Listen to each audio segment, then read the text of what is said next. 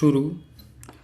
Covid संकट ने ऐसे वक्त पर चोट दी कि देश इस चुनौती के मुकाबले के लिए चिकित्सा संसाधनों और मानसिक रूप से तैयार न था। विराम। हालांकि लॉकडाउन के दौरान चिकित्सा सुविधाओं की उपलब्धता और ज़रूरत के बीच तालमेल बनाने की कोशिश जरूर की गई। विराम। लेकिन इतने बड़े देश में जहां चिकित्सा तंत्र पहले से ज़्यादा चरमराया हो, वहां पर्याप्त चिकित्सा सुविधाएं उपलब्ध कराना ज़्यादा बड़ी चुनौती थी। विराम।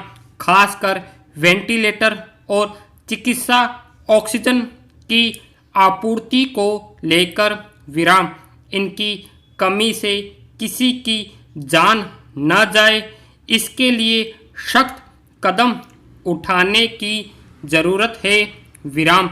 ऐसे में जब कोरोना मरीजों के लिए अतिरिक्त बेड उपलब्ध कराने का प्रश्न सामने आया तो सबसे बड़ी चुनौती ऑक्सीजन की आपूर्ति की रही। विराम। यहाँ पाइपलाइन से ऑक्सीजन की आपूर्ति संभव न होने पर ऑक्सीजन सिलेंडरों से मरीजों की जान बचाने की कोशिश हुई।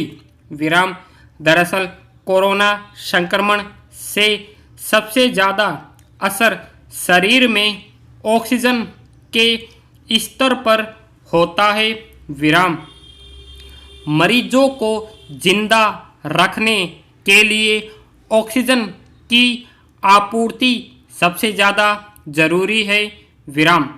विश्व स्वास्थ्य संगठन की एक रिपोर्ट के अनुसार 15% कोरोना मरीजों में फेफड़े काम नहीं करते और उन्हें सांस लेने के लिए मदद की ज़रूरत होती है। विराम। कुछ मरीज ऐसे भी होते हैं जिन्हें सांस लेने में दिक्कत नहीं होती, मगर उनके शरीर में ऑक्सीजन की कमी चिंताजनक स्तर तक होती है। विराम। हमारे देश में गांव देहात में ऑक्सीजन की आपूर्ति बड़ी चुनौती है।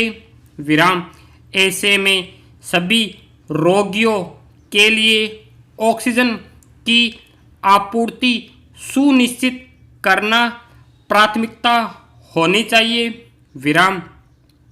रविवार को केंद्रीय स्वास्थ्य सचिव, उद्योग व आंतरिक व्यापार विभाग के सचिव और राज्यों के स्वास्थ्य सचिवों की बैठक में ऑक्सीजन की आपूर्ति सुनिश्चित करने हेतु रणनीति बनी। विराम। सभी राज्यों को निर्देश दिए गए कि ऑक्सीजन आपूर्ति सुनिश्चित करने के लिए ऑक्सीजन टैंकरों के निर्बाध आवागमन के लिए ग्रीन कॉरिडोर बनाए जाए। विराम। पेरा। निसंदेह कोरोना वायरस के प्रसार से उपजे वैश्विक संकट के मुकाबले के लिए एकीकृत रणनीतियों की सख्त ज़रूरत है। विराम। दरअसल लॉकडाउन के दौरान बाहरी राज्यों से वाहनों के आवागमन पर प्रतिबंध लगने के चलते कई तरह के अवरोध ऑक्सीजन आपूर्ति में बाधा बन रहे थे। विराम। हालांकि इस दौरान चिकित्सा आपूर्ति में किसी तरह की रोक नहीं लगी थी। विराम। बहरहाल चिकित्सा से जुड़ी वस्तुओं की आवाजाही किसी तरह से बाधित नहीं होनी चाहिए। विराम।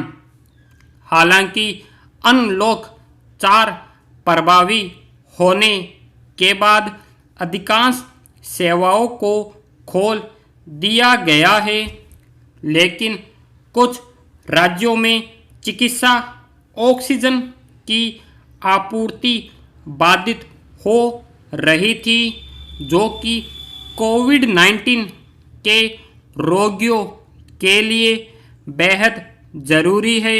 विराम।